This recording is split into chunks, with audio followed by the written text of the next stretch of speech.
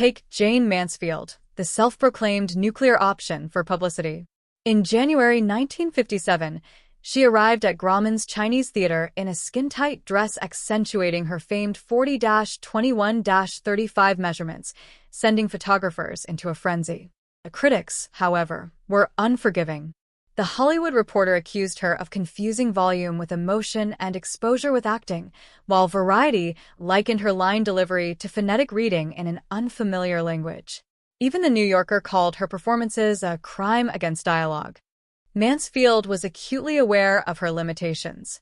On set, directors like Frank Tashlin would act out scenes for her to mimic precisely, creating the illusion of competence through editing and reaction shots. Yet, her career soared on orchestrated wardrobe malfunctions, a pink mansion with a heart-shaped pool, and relentless self-promotion. At her peak, she earned over $150,000 per film, equivalent to millions today, proving that a powerful persona could render acting irrelevant. Tragically cut short at age 34 in a car accident, Mansfield evolved from punchline to enduring legend, embodying how beauty and boldness trumped talent. If Mansfield represented the female side of this equation, male heartthrobs proved men could succeed with even less range.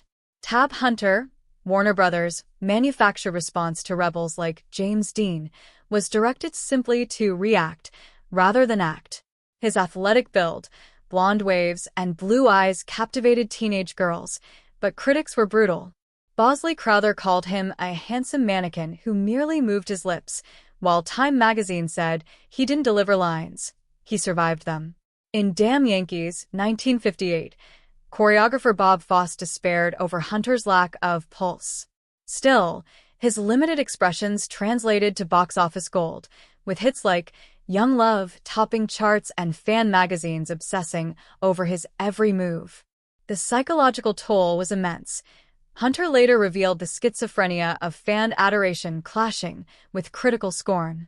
His 2005 autobiography exposed the deeper layer.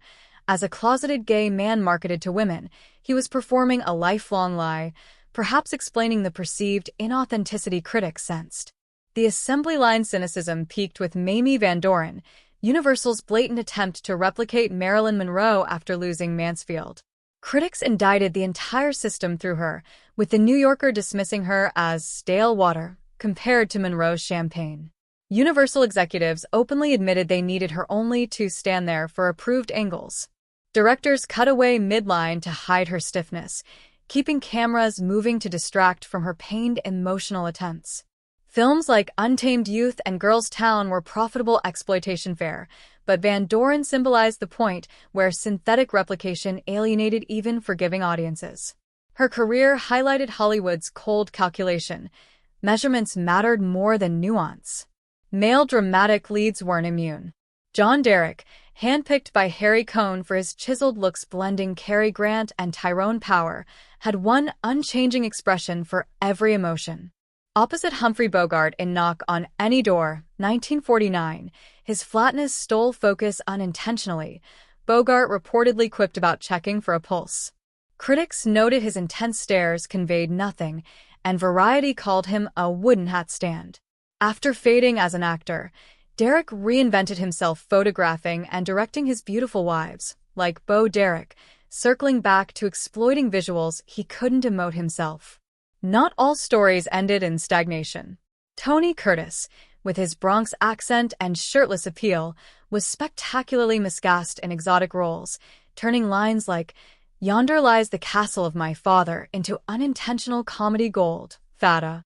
Critics gleefully mocked his jarring urban twang in period pieces.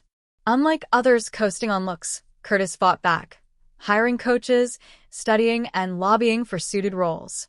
By Sweet Smell of Success, 1957, and The Defiant Ones, 1958, earning an Oscar nod opposite Sidney Poitier, he transformed into a respected performer through sheer determination. Hedy Lamarr offered poignant irony. Billed as the most beautiful woman in the world, her reviews noted she delivered lines like calculating equations, apt, as she co-invented frequency hopping technology foundational to modern Wi-Fi. MGM minimized her dialogue, letting her repose carry scenes, while critics called her cold and mechanical. Hollywood valued her least interesting trait, beauty, ignoring her genius, a tragedy she bitterly acknowledged. Any girl can be glamorous. All you have to do is stand still and look stupid. Some rose and fell swiftly. Sonny Tufts, wartime replacement for enlisted stars, went from promising to punchline. Critics said he encountered words like discovering speech anew. His name became radio gag shorthand for irrelevance. Alcohol exacerbated his woodiness, leading to contract release and cautionary tale status. Dolores Hart, wholesome beauty opposite Elvis, had emotional moments that mystified her pervariety. Paired with dynamic co-stars to borrow energy, she shocked Hollywood by becoming a nun in 1963, finding deeper meaning beyond acting's demands. Finally, George Nader, Universal's square-jawed hope, prompted reviews of dead-eyed forgettability. Minimizing emotion for physical scenes, his career stalled amid hidden gay identity pressures, like Hunters. He later thrived in German films with lower expectations. These stories reveal Hollywood's guarded scandal. Talent was optional when beauty, hype, and timing aligned. Critics raged, but audiences flocked, sustaining icons whose legacies endure not for nuanced performances, but for embodying an era's escapist glamour.